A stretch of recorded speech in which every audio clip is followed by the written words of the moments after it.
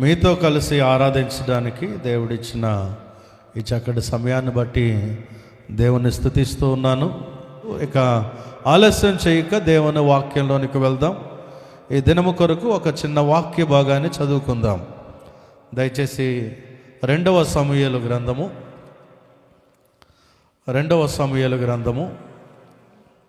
3వ అధ్యాయము 2వ సమూయేలు గ్రంథము 3వ అధ్యాయము 1వ వచనాన్ని చదువుకుందాం. సౌలు కుటుంబీకులకును దావీదు కుటుంబీకులకును బహుకాలము యుద్ధము జరుగగా దావీదు అంతకంతకు ప్రబలెను, సౌలు కుటుంబము అంతకంతకు నేరసిల్లెను. దేవుడి లేఖన భాగాన్ని మన వినికిడిలో దీవించునుగాక. ఆమేన్. చిన్న ప్రార్థన చేసుకుని వాక్యంలోనికి వెళ్దాం. పరిశుద్ధమైన ప్రేమగల తండ్రి, నీ అమూల్యమైన శ్రేష్టమైన నామానికి వందనాలు. ఇంతవరకు నిన్ను స్తుతించి నిన్ను ఘనపరిచి నిన్ను ఆరాధించే గొప్ప భాగ్యము మీరు మాకు ఇచ్చినందులకై నిన్ను స్తుతిస్తున్నాము, నిన్ను ఘనపరుస్తున్నాము, నిన్ను ఆరాధిస్తున్నాం ప్రభువా. మా వైపు నుండి చేయవలసిన స్తుతి, మా యొద్ద నుండి రావలసిన ఆరాధన, మా వైపు నుంచి చేయవలసిన ప్రార్థన అన్నీ అయిపోయాయి ప్రభువా. ఇప్పుడు నీవు మాతో మాట్లాడే సమయానికి వచ్చావు. నీ బిడ్డలు ఆలకిస్తూ ఉండగా మీరు మాట్లాడండి. ఆశతో ఆసక్తితో ఈ పరిశుద్ధ దినములో నీ వాక్యం కొరకు ఎదురు చూస్తున్న నీ బిడ్డలతో మీరు మాట్లాడమని ప్రార్థిస్తున్నాను. నా మాట వలన ఏ ప్రయోజనం లేదు నాయన. నా మాట వలన ఎవరికి బలము కలుగదు, మేలు కలుగదు.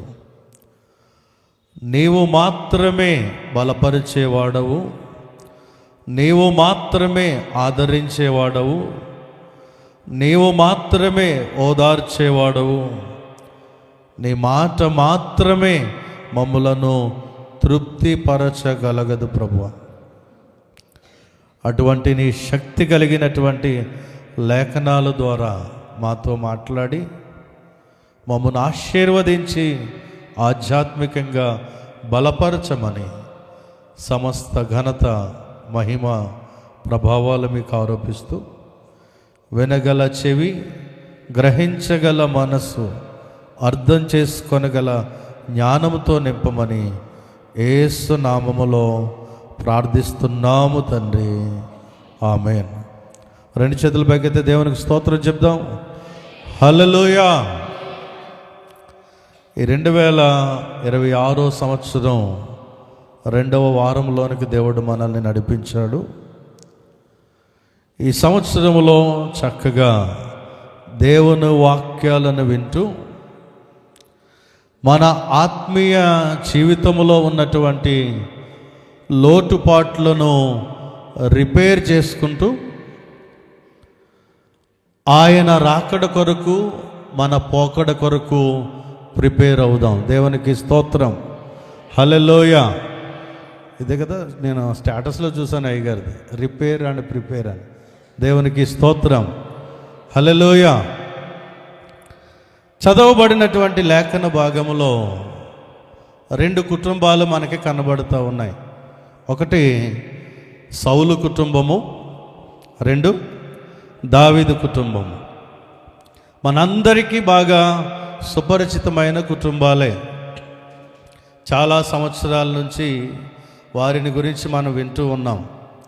అయితే ఈ ఉదయకాల సమయంలో ఈ 2 కుటుంబాలను మన కుటుంబాలతో సరిపోల్చి చూసుకుందాం.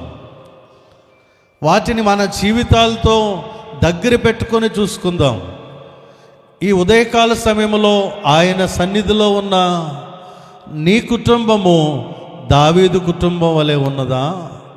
నీ కుటుంబము సౌలు కుటుంబం వలె ఉన్నదా అని ఒకసారి పరిశీలన చేసుకునే ప్రయత్నం చేద్దాం. ప్రియ పరిశుద్ధాత్ముడు ఈ లేఖనాలు మనకు బోధిస్తూ ఉన్నప్పుడు దావీదు కుటుంబం వలె ఉంటే దేవునికి స్తోత్రం. ఒకవేళ సౌలు కుటుంబం వలె ఉంటే గనక మనము రిపేర్ చేసుకోవలసినటువంటి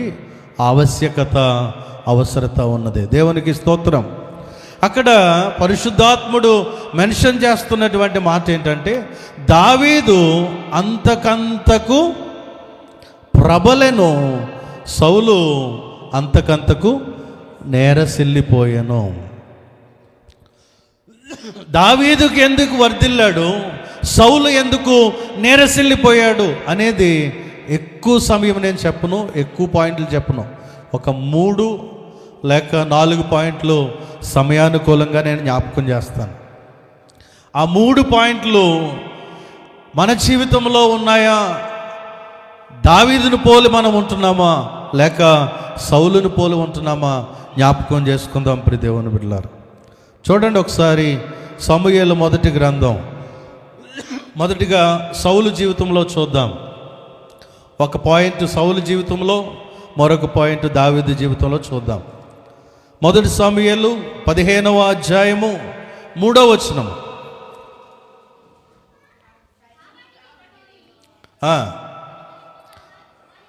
నీవు పోయి కనికరింపక అమాలేకీయులను హతము చేయుచు, పురుషులనేమి, స్త్రీలనేమి, బాలురనేమి, పసిపిల్లలనేమి, ఎద్దులనేమి, గొర్రెలనేమి, ఒంటెలనేమి, గార్ధాబములనేమి అన్నిటినీ హతము చేసి వారికి కలిగినదంతయు బొత్తిగా పాడు చేసి అమాలేకీలను నిర్మూలము చేయమని చెప్పాను. దేవునికి స్తోత్రం.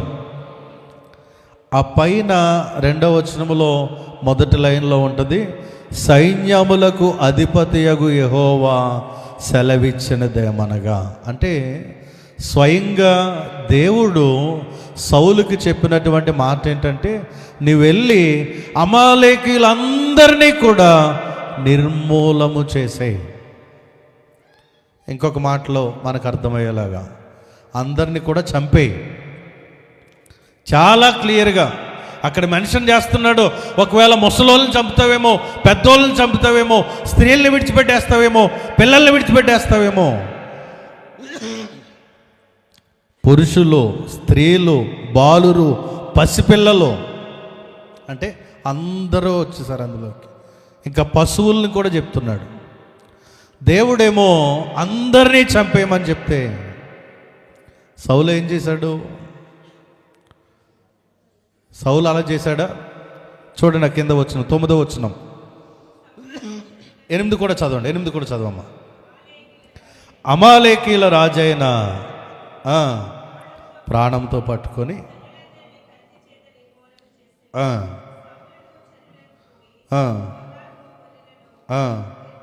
గొర్రెలలోనూ ఎడ్లలోనూ కొవ్విన గొర్రె పిల్లలను నిర్మూలము చేయక కడగా ఉంచి పనికిరాని నీచ పశువులన్నిటినీ నిర్మూలము చేశాను. దేవునికి స్తోత్రం. దేవుడేమో మొత్తం అన్నీ చంపే అన్నిటినీ నాశనం చేశాయని చెప్తే కొన్ని బాగా కొవ్వున గొర్రెల్ని, ఎడ్లని, వాటన్నిటినీ పక్కన దాచిపెట్టుకున్నాడంట. దేవునికి మరుగైంది ఏదైనా ఉందా? దేవునికి మనం ఏదైనా మరుగు చేయగలుగుతామా? వెంటనే చూడండి 10వ వచనంలో, అప్పుడు యెహోవా వాక్కు సమూయేలునకు ప్రత్యక్షమై ఏమని చెప్తుంది? సౌలు నన్ను అనుసరింపక వెనుక తీసి నా ఆజ్ఞలు గైకొనకపోయెను గనుక అతన్ని రాజుగా నియమించినందుకు నేను పశ్చాత్తాపపడుచున్నాను. దేవునికి స్తోత్రం. సౌలుని ఎవరు నియమించారు? దేవుడే ఇశ్రాయేలుకి మొట్టమొదటి రాజుగా నియమించాడు. దేవుని చేత నియమించబడినవాడు, దేవుని చేత అభిషేకించబడినవాడు, ఎవరికి దక్కనటువంటి గొప్ప ధన్యత, ఆధిక్యత, మొట్టమొదటి రాజుగా దేవుడు సౌలును అభిషేకిస్తే ఆ సౌలు ఏం చేస్తున్నాడంటే దేవుని మాటను ధిక్కరించినట్టుగా చూస్తున్నాం. దేవుని ఆజ్ఞను పూర్తిగా నెరవేర్చకుండా సగం సగం పనులు చేస్తున్నట్టుగా ఇక్కడ మనం చూస్తూ ఉన్నాం. ప్రియ దేవుని బిడ్డలారా, కొలస్సీలకు రాసిన పత్రిక సౌలు గారి జీవితాన్ని జ్ఞాపకం చేసుకుంటూనే దేవుడు మనకి చెప్పినటువంటి మాటలు 3వ అధ్యాయం, కొలస్సీలకు రాసిన పత్రిక 3వ అధ్యాయము 5వ వచనం.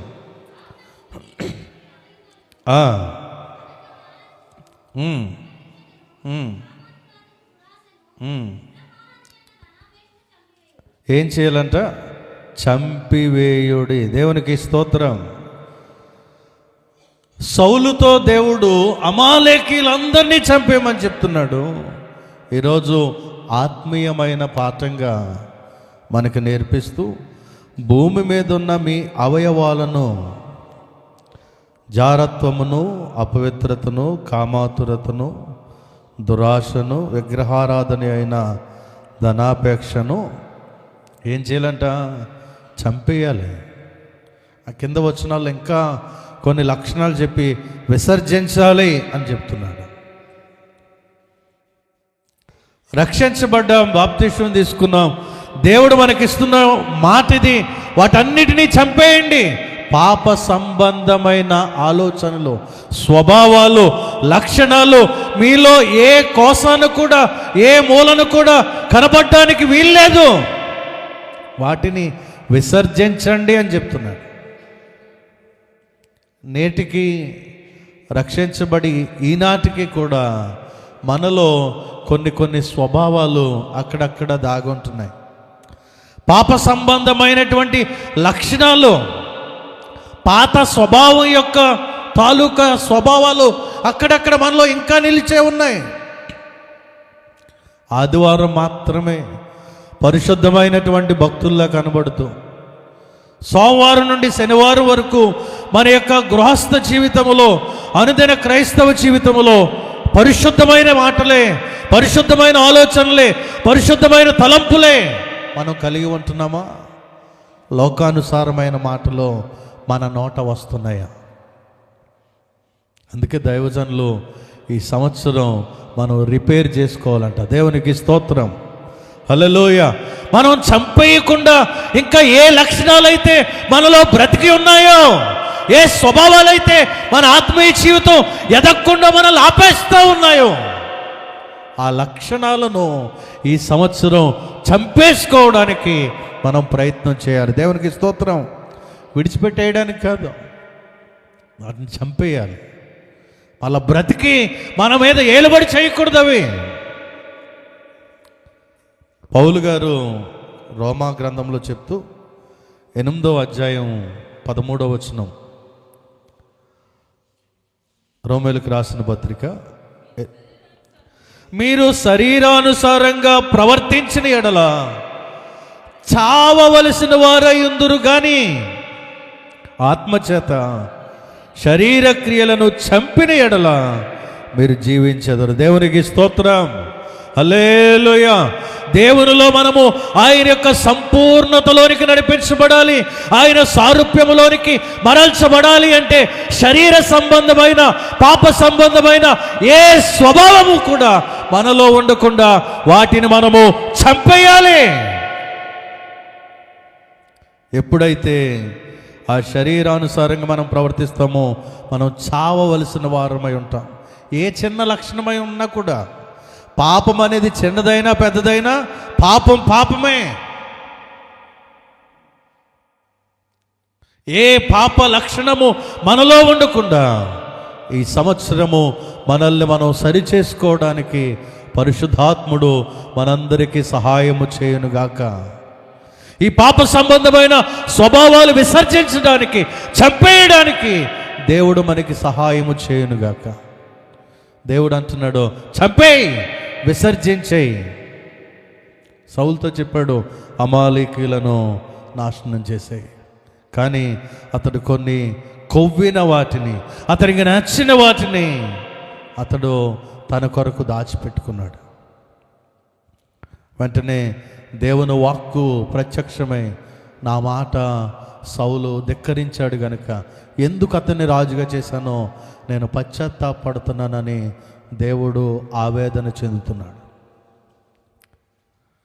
మొట్టమొదటి మాట ఏంటంటే సౌలు దేవుని మాట వినలేదు. సౌలు దేవుని మాట వినలేదు. దావీదు జీవితంలో చూసుకుందాం. దావీదు బత్షెబాతో పాపం చేశాడు. బత్షెబాతో పాపం చేసినప్పుడు వెంటనే దేవుడు దావీదు సమయంలో నాతాను ప్రవక్త ఉన్నాడు. నాతాను ప్రవక్తను పంపించి ఇదిగో నువ్వు చేసింది తప్పు అని ఒక మంచి కథ చెప్పి దానిలో నుండి సత్యాన్ని బయలుపరిచినప్పుడు దావీదు ఏం చేశాడో చూద్దాం. 2 సమూయేలు 12వ అధ్యాయము 13వ వచనం. నేను పాపము చేసి తిని దావీదు నాతానుతో అనగా నీవు చావకుండునట్లు దేవునికి స్తోత్రం, హల్లెలూయా. ఇక్కడ దావీదు ఏం చేస్తున్నాడంటే వెంటనే తన పాపాన్ని ఒప్పుకుంటున్నాడు. దేవుడు అన్నాడు ఇదిగో నువ్వు పాపం చేసావని దైవజనుడి ద్వారా దావీదుతో మాట్లాడినప్పుడు దావీదు వెంటనే పశ్చాత్తాపడ్డాడు. వెంటనే పశ్చాత్తాపడి తన పాపాన్ని ఒప్పుకొని అయ్యా నేను పాపం చేశాను, నన్ను క్షమించండి అయ్యా అని దేవుని ఎదుట తన పాపాన్ని ఒప్పుకున్నాడు. కానీ సౌలు గారు చేసిన పని ఏంటో చూడండి ఒకసారి. సౌలు ఏం చేశాడో ఒకసారి చూద్దాం. 1 సమూయేలులోనికి వద్దాం. 1 సమూయేలు గ్రంథం 15వ అధ్యాయం 13వ వచనం. తరువాత అతడు సౌలు వద్దకు రాగా సౌలు యెహోవా వలన నీకు ఆశీర్వాదం కలుగునుగాక, యెహోవా ఆజ్ఞను నేను నెరవేర్చి తిని. నెరవేర్చాడా? నెరవేర్చలేదు. కానీ ఏమని చెప్తున్నాడు సమూయేలుకి? గాడ్ బ్లెస్ యూ సమూయేలు. సమూయేలు ఈయన ఆశీర్వదించాలి. కానీ ఏం చెప్తున్నాడు? యెహోవా నీకు ఆశీర్వాదం కలుగజేయనుగాక అని చెప్పి యెహోవా ఆజ్ఞను నేను నెరవేర్చాను అని అబద్ధం ఆడుతున్నాడు. కొన్నిసార్లు మనం కూడా చెప్పిన పని చెయ్యం, కానీ చేసేసామని చెప్తాం. రోజు ప్రార్థన చేసుకుంటున్నారా అంటే తలకాయ ఊపేస్తాం, కానీ రోజు ప్రార్థన చెయ్యం. రోజు బైబిల్ చదువుతున్నారా అంటే అడ్డంగా తలకాయ ఊపేస్తాం. పాస్టర్ గారు వచ్చి చూసారేంటి మా ఇంటికి వచ్చి అని అనుకుంటాం. కానీ ఎవరు చూస్తున్నారు? 139వ కీర్తనలో నేను కూర్చుండుట, నేను లేచుట, నేను పడుండుట, నేను నడుచుట, ఎక్కడికి వెళ్ళినా కూడా ఆకాశానికి ఎక్కినా అక్కడ నువ్వు ఉన్నావు, కొండ మీదకి వెళ్ళినా నువ్వు ఉన్నావు, సముద్రంలోకి వెళ్ళినా ఆయన సమస్తాన్ని చూస్తున్నటువంటి దేవుడు. యెహోవా కన్నులు ప్రతి స్థలము మీద ఉండును. ఆయన కన్నులు ప్రతి స్థలం మీద ఉంటాయి. ఇక్కడ సౌలు అంటున్నాడు దేవుడు చెప్పింది నేను చేసేసాను. అప్పుడు సమూయేలు అంటున్నాడు అలా అయితే ఆ గొర్రెల అరుపులు, ఆ ఎడ్ల రంకెలు ఎక్కడి నుంచి వినబడుతున్నాయి? ఇదిగో దేవుడు చెప్పినట్టు నువ్వు చేయలేదు కనుక ఇక ఆ సింహాసనం మీద నీవు ఉండడానికి వీల్లేదు. సౌలు దేవుని మాటను ధిక్కరించాడు. ఇప్పుడు దేవుని బిడ్డలారా, ఈరోజు నీవు నేను దేవుని మాట అనుసరిస్తున్నామా, పాటిస్తున్నామా? దైవజనుడి ద్వారా అదేవిధంగా ప్రతి నెల ఒక్కొక్క ప్రత్యేకమైనటువంటి అభిషక్తుల ద్వారా దైవజనుడు చక్కటి వాక్య సందేశాలు మీకు వినిపింప చేయడానికి ఎంతో శ్రద్ధ కలిగి ఆయన ఉంటున్నారు. అనేక మంది ద్వారా వింటున్నటువంటి వాక్యాన్ని విని విడిచిపెట్టేస్తే ఏ ప్రయోజనం లేదు. ఎంతో ఏ ప్రయాసలతో ప్రతి నెల ఏదో ఒక కార్యక్రమాన్ని జరిగిస్తూ ఉంటారు. కానీ దాని యొక్క పర్యవసానం, ఆ ఫలితాన్ని, ఆ దీవెనలు మనం పొందాలి అంటే ఆ దైవజనుల నోట వస్తున్న ఆ మాట మన జీవితాల్లో పాటించినప్పుడే మనం దీవించబడతాం. హల్లెలూయా. 22వ వచనంలో చూడండి, అందుకు సమూయేలు తాను సెలవిచ్చిన ఆజ్ఞను ఒకడు గైకొనుట వలన యెహోవా సంతోషించినట్లు ఒకడు దహన బలులను అర్పించడం వలన ఆయన సంతోషించునా? ఆలోచించుము. బలులు అర్పించుట కంటే ఆజ్ఞ గైకొనుటయు, పొట్టేళ్ల క్రొవ్వు అర్పించుట కంటే మాట వినుటయు శ్రేష్టం. దేవునికి స్తోత్రం. హల్లెలూయా. దేవుని మాట వినాలి. ఇదిగో గొర్రెలు ఎడ్ల రంకెలకు వినబడుతున్నాయంటే అప్పుడు మళ్ళా ప్లేట్ మార్చేశాడు సౌలు గారు. ఇదిగో నీ దేవుడి కోసమే, బలుల కోసమే మంచి కొవ్వు పట్టినట్టుని తీసుకొచ్చాను, దేవునికి బలర్పించడానికి ఈ కొవ్వు పట్టినటువంటి గొర్రెలు ఆ ఎడ్లను పక్కన పెట్టానని చెప్తే ఒకడు బలులు అర్పించడం వల్ల యెహోవా సంతోషించడం. నీ బలులు అర్పణలు కాదు, దేవుని మాట నీ విన్నప్పుడు దేవుడు సంతోషిస్తాడు. దేవుని ఆజ్ఞను మనం గైకొన్న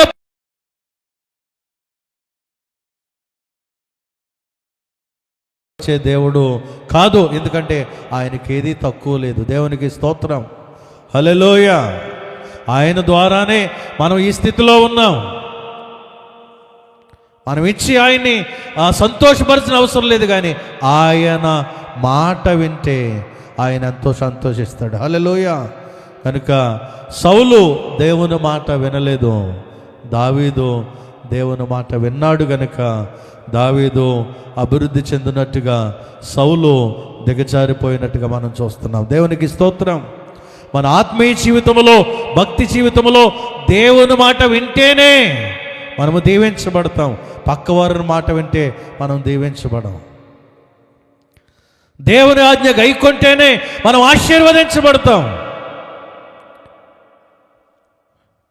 సౌలు దేవుని మాట వినలేదు, దావీదు దేవుని మాట విన్నాడు. మీ అనుదిన భక్తి జీవితంలో దేవుని మాట వింటున్నారా? దేవుని మాట వింటున్న వారుగా మీరుంటే ఆశీర్వదించబడిన దావీదు వలె మీ కుటుంబాలు ఆశీర్వదించబడతాయి. దేవునికి స్తోత్రం. ఒకవేళ వినకుండా సగం సగం చేస్తున్నట్టుగా సౌలు వలె సగం సగం వింటూ ఉంటే గనక ఇక నుండి రిపేర్ చేసుకుని పూర్తిగా దేవుని మాటకు విధేయులం అవుదాం. దేవునికి స్తోత్రం. హల్లెలూయా.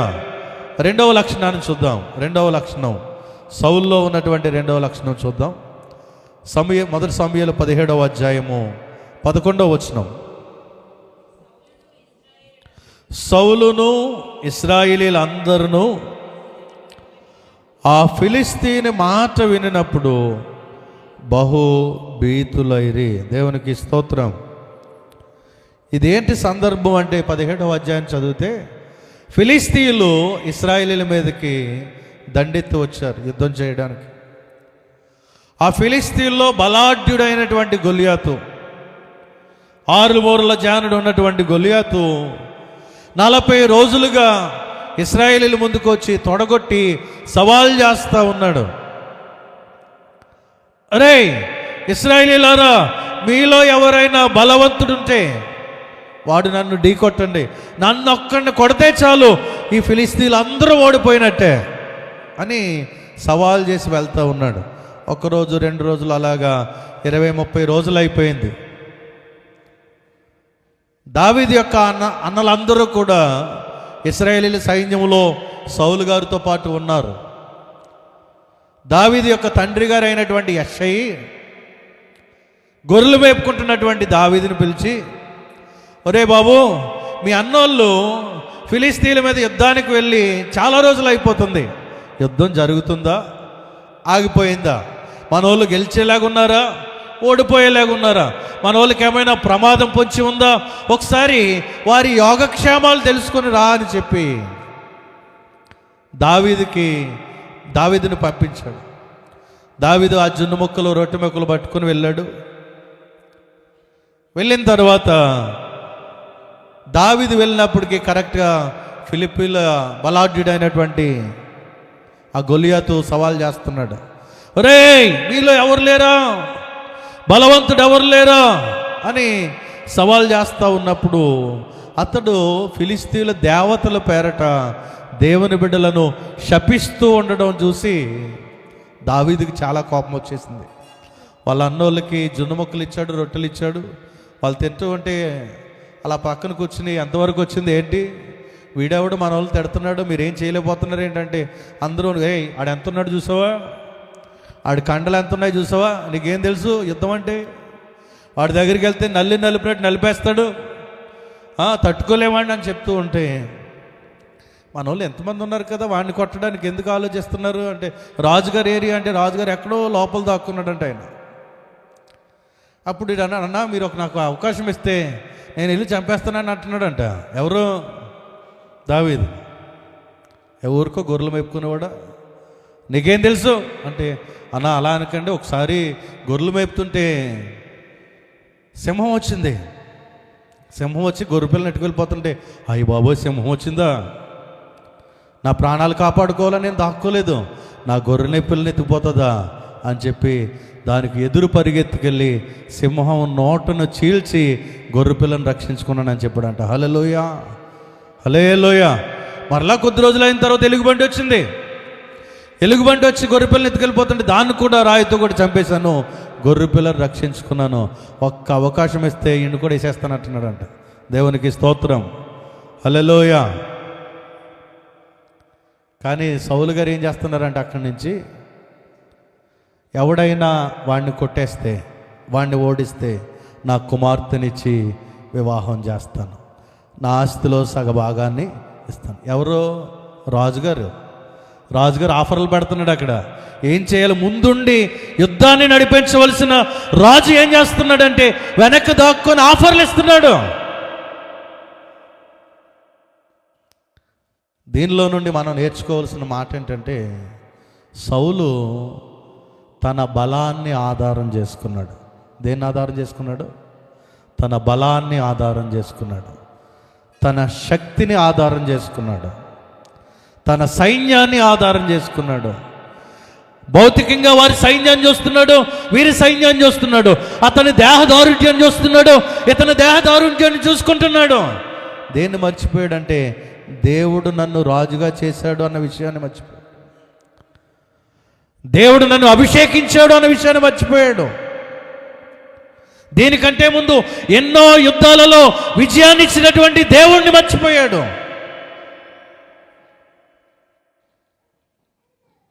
సౌలు యుద్ధం నేను చెయ్యాలి అనుకుంటున్నాడు,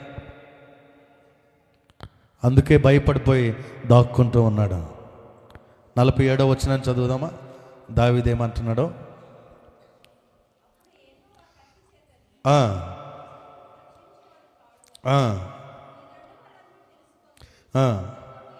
యుద్ధము యెహోవాదే. దేవునికి స్తోత్రం చెప్దాం, చప్పట్లు కొట్టి దేవుని నామాన్ని మహింపరుద్దాము. హల్లెలూయా. దావీదేమంటున్నాడు, యుద్ధము యెహోవాదే, యెహోవా పేరట నేను వస్తున్నాను. మరి దేవుని బిడ్డలారా, సౌలు యుద్ధము నాది అనుకున్నాడు, దావీదేమనుకున్నాడు? యుద్ధము యెహోవాది. దేవునికి స్తోత్రం.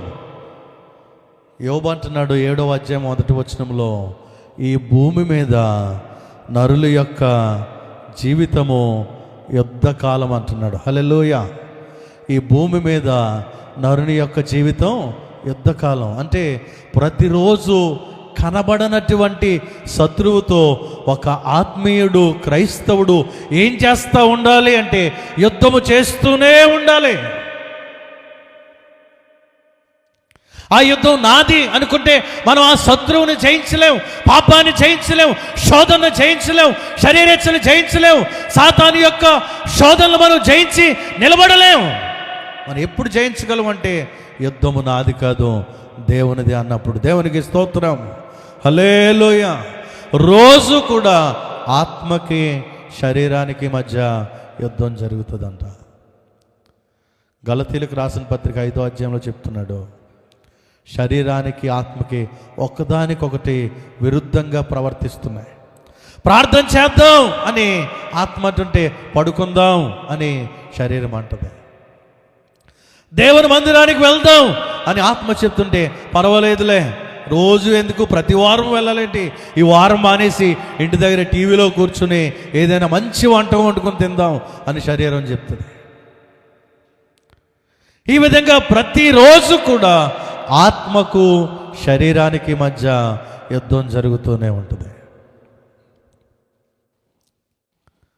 రెండవ దినవృత్తాంతాల గ్రంథం 20వ అధ్యాయం 1వ వచనం. మోయాబీయులను, అమ్మోనీయులను, మోయోనీయులను దేవునికి స్తోత్రం. ఎవరి మీదకి వచ్చారంట? యెహోషాపాతు అనేటువంటి ఒక్క రాజు మీదకి 3 దేశాల వాళ్ళు వచ్చారు. ఎవరు? మోయాబీయులు, అమ్మోనీయులు, మోయోనీయులు. దేవునికి స్తోత్రం. ఒక్క ఆత్మ మీదకి ప్రతిదినము కూడా సాతానుడు 3 ప్రయోగిస్తున్నాడు. శరీరాశ, నేత్రాశ, జీవపుడమ్మ. శరీరాశ, నేత్రాశ, జీవపుడమ్ము. మోయోనీయులు, అమ్మోనీయులు, మోయాబీయులు, ఈ 3 రాజ్యాల వారు ఒకేసారి ఒక వ్యక్తి మీదకి వస్తూ ఉన్నప్పుడు ఈ యెహోషాపాతు అన్నాడు, అయ్యో ఈ 3 నేను ఎదుర్కోలేను.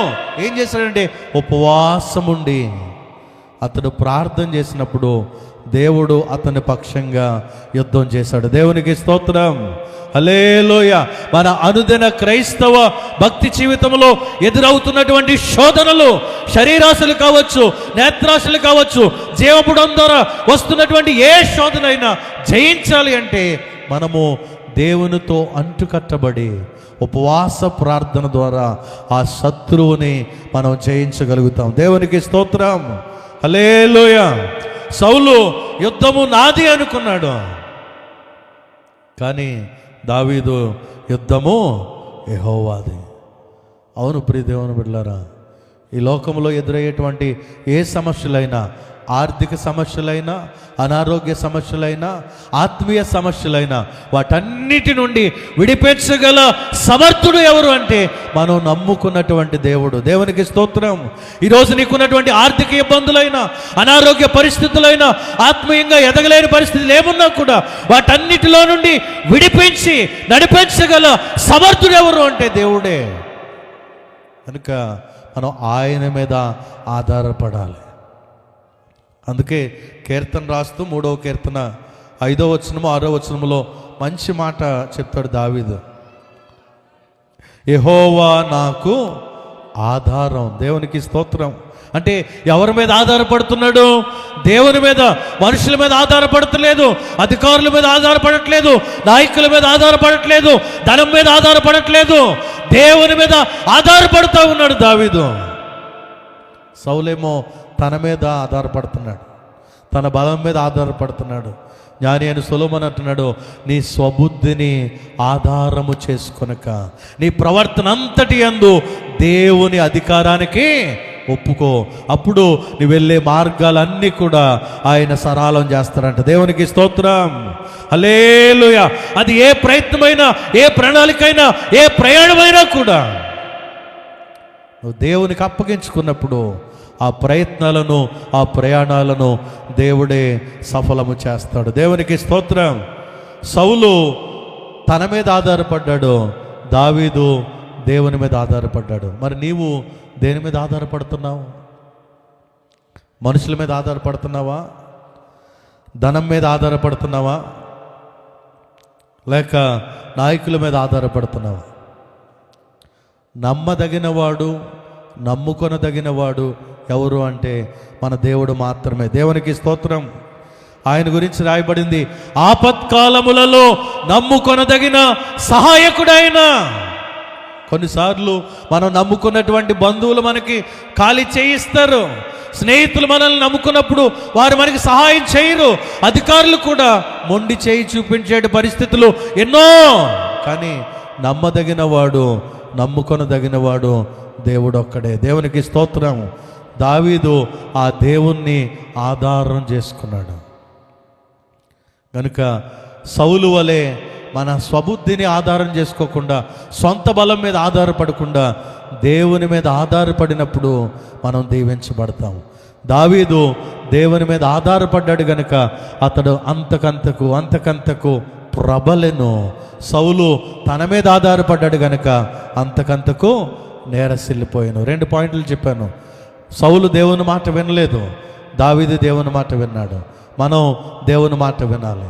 రెండవది, సౌలు తన మీద ఆధారపడ్డాడు, దావీదు దేవుని మీద ఆధారపడ్డాడు. దేవుని మీద ఆధారపడ్డ దావీదు దీవించబడ్డాడు కనుక మనము కూడా దేవుని మీద ఆధారపడాలి. 3వ మాటను చూసుకుందాం. 1 సమూయేలు 28వ అధ్యాయం, సౌలు జీవితంలో 3వ మాటను చూద్దాం. 1 సమూయేలు 28వ అధ్యాయము 7వ వచనం చదువుదాం.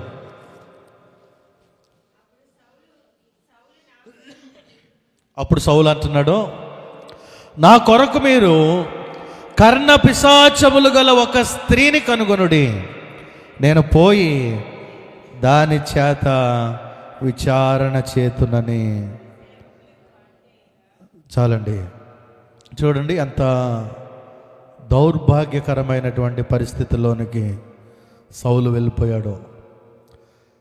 నేను చెప్పాను ప్రారంభంలో, అభిషేకించబడిన వాడు సౌలు, దేవుని చేత ఎన్నుకొనబడిన వాడు సౌలు, దేవుని చేత ఏర్పరచబడిన వాడు సౌలు, దేవుని చేత నియమించబడిన వాడు సౌలు.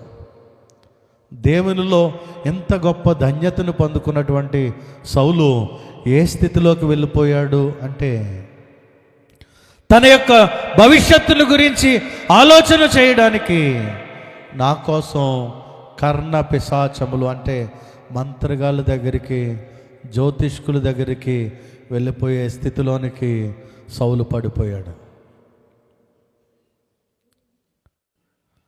దేవునితో తన జీవితాన్ని ప్రారంభించిన సౌలు దెయ్యాల దగ్గరికి, కర్ణ పిశాచాల దగ్గరికి వెళ్ళి విచారణ చేసే స్థితిలోనికి పడిపోయాడు. ప్రియ దేవుని సంగమా, దైవ జనాంగమా, మన కుటుంబాలలో శుభకార్యాలకు దైవజనుడి దగ్గరికి వస్తున్నామా, ముహూర్తాల దగ్గరికి వెళ్తున్నామా?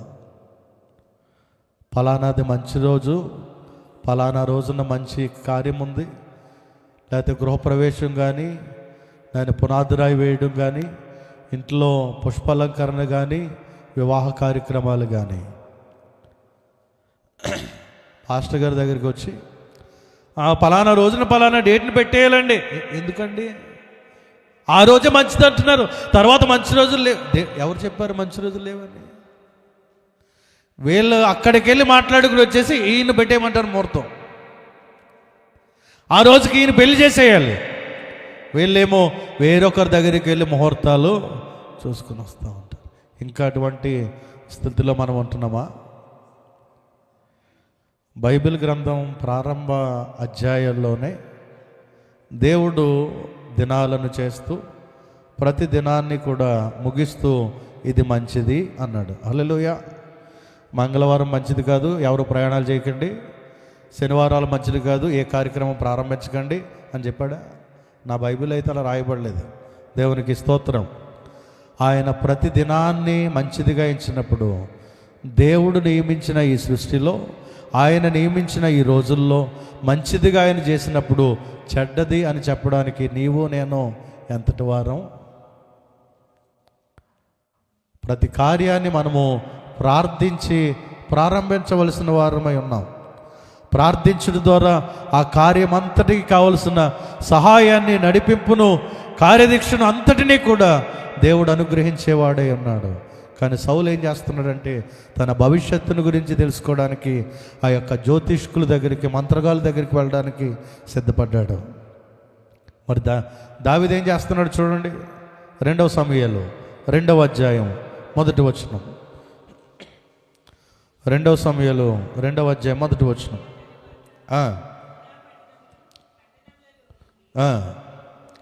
యోధా పట్టణములలోనికి నేను పోదునా అని దావీదు యెహోవా యొద్ద విచారణ చేయగా పోవచ్చునని యెహోవా అతనికి సెలవిచ్చాను. దేవునికి స్తోత్రం. సౌలు కర్ణపిశాచముల గాలి వద్ద విచారణ చేస్తున్నాడు. దావీదు యెహోవా యొద్ద విచారణ చేస్తున్నాడు. దేవునికి స్తోత్రం, హల్లెలూయా. దావీదు యొక్క 40 సంవత్సరాల రాచరిక వ్యవస్థలో, ఆయన చేసిన యుద్ధాలలో ప్రతి స్థలములో కూడా దావీదు వెంటనే ఆ గుడారంలోనికి వెళ్ళి దేవునికి ప్రార్థించయ్యా, యుద్ధానికి వెళ్ళమంటావా వద్దంటావా?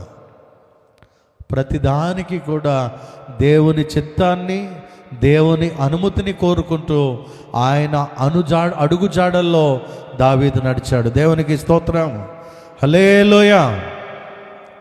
మరి నీవు నేను ప్రతి విషయంలో, ప్రతి కార్యానికి ప్రార్థించే మనం ప్రారంభిస్తున్నామా?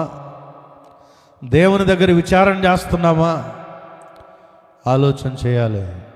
సౌలు లోకాన్ని వెంబడించాడు, దావీదు దేవుని దగ్గర విచారణ చేశాడు, దేవునికి ప్రార్థించాడు. సౌలు యొక్క జీవితంలో ప్రార్థించడం అనే దాన్ని మనం సరిగ్గా చూడలేము, కానీ దావీదు అనేక సార్లు అతడు దేవుని దగ్గర విచారణ చేస్తూ మోకరించి ప్రార్థించినట్టుగా మనం చూస్తూ ఉన్నాం. ప్రియ దేవుని బిడ్డలారా, దావీదు యొక్క వ్యక్తిగత విషయంలో కూడా 5వ కీర్తన రాస్తూ చాలా చక్కగా చెప్తాడు. చూడండి 3వ వచనము, 5వ కీర్తన 3వ వచనం.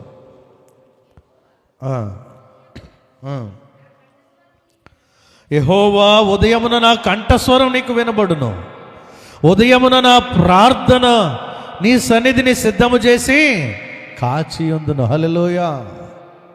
ఉదయాన్నే దావీదు దేవుణ్ణి వెతికేవాడు.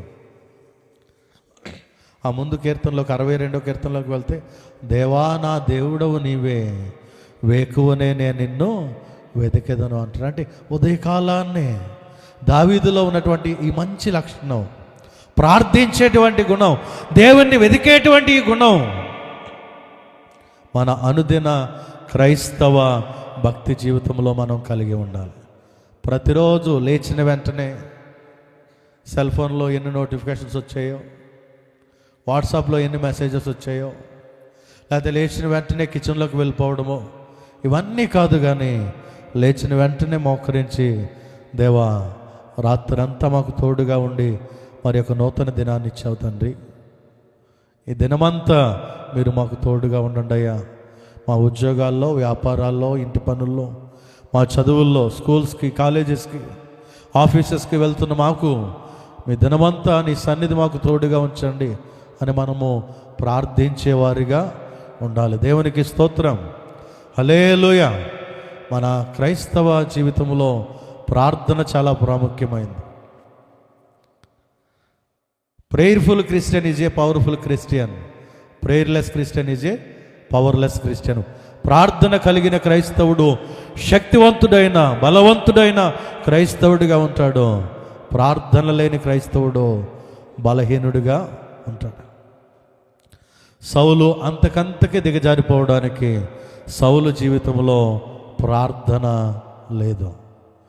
దావీదు అంతకంతకి ప్రబలడానికి దావీదులో ప్రార్థన ఉంది.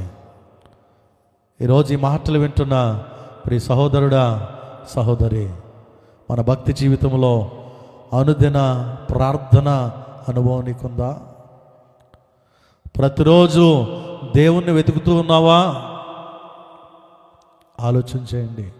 ఒకవేళ లేదు అనేటువంటి సమాధానం మీ మనస్సాక్షి చెప్తుంటే, ఈ సంవత్సరంలో అయినా ప్రతిదినము ప్రార్థించే క్రైస్తవుడిగా, దేవునితో సహవాసం చేసేటువంటి క్రైస్తవుడిగా నీవు ఉండాలి అని దేవుని వాక్యము తెలియచేస్తూ ఉంది ప్రియ దేవుని బిడ్డలారా. ఎందుకంటే దేవునితో సహవాసం చేయడం చాలా ప్రాముఖ్యం. యోబు అంటాడు 22వ అధ్యాయము 21వ వచనం అనుకుంటాను, యోబు గ్రంథం 22వ అధ్యాయం 21వ వచనం, ఆయనతో సహవాసం చేస్తే మీకు సమాధానం కలుగుతుంది, అలాగే మీకు మేలు కలుగుతుంది. దేవునికి స్తోత్రం.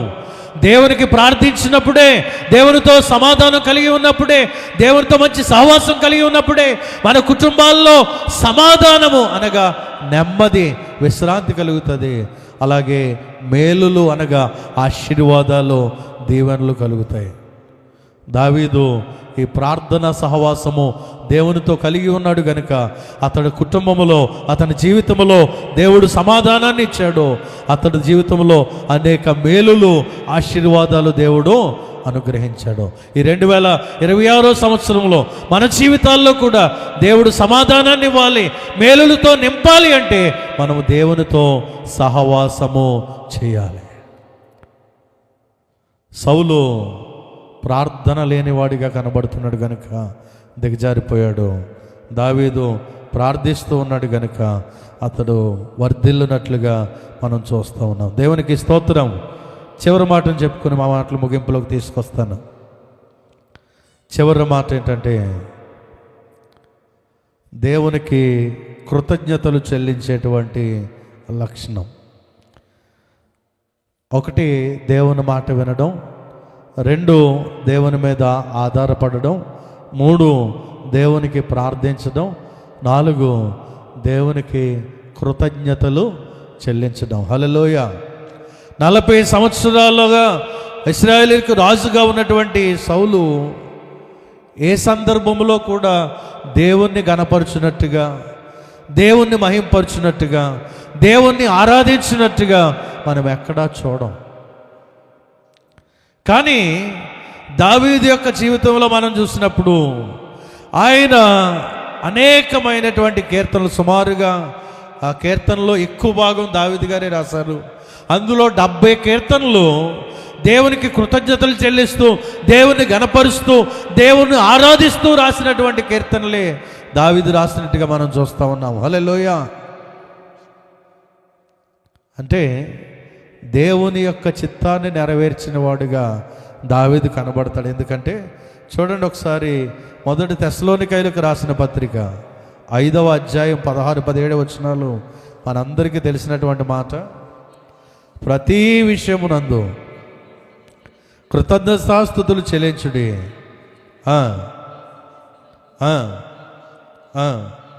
దేవుని చిత్తం. హల్లెలూయా. దేవుని చిత్తాన్ని దావీదు జరిగించాడు. దేవునికి ఎల్లప్పుడూ కృతజ్ఞత కలిగి ఉన్నాడు. దేవుని ఎల్లప్పుడూ ఆరాధించేవాడిగా మనకు కనబడతా ఉన్నాడు. కానీ సౌలు జీవితంలో దేవుణ్ణి స్తుతించినట్టు, ఆరాధించినట్టు మనం చూడలేం. సౌలు నేరసిల్లిపోవడానికి గల కారణం కృతజ్ఞత లేనివాడిగా ఉండడం. మరి నీ భక్తి జీవితంలో, నీ ఆత్మీయ జీవితంలో దేవునికి కృతజ్ఞుడివై, కృతజ్ఞురాలువై ఉంటున్నావా?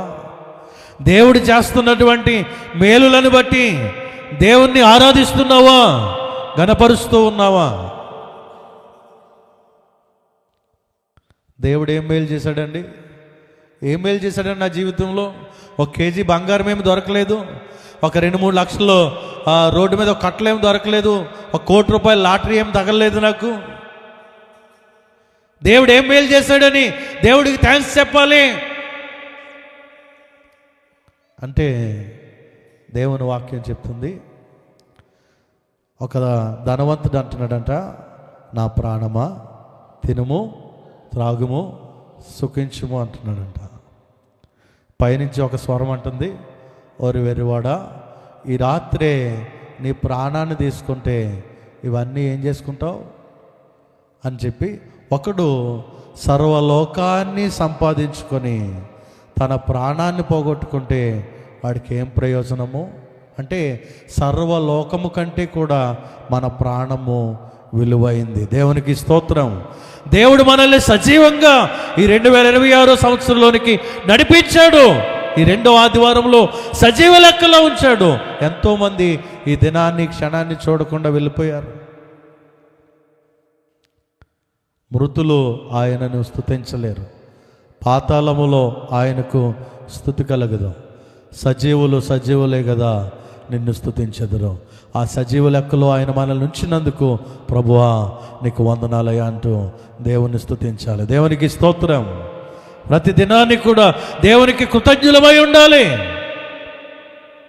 ఎన్ని మేలులు చేసినా, ఎన్ని ఆశీర్వాదాలు ఇచ్చినా, ఎన్ని అవసరతలు తీర్చినా కృతజ్ఞత లేనివారుగా మనం ఉంటే గనక అది చాలా ప్రమాదం.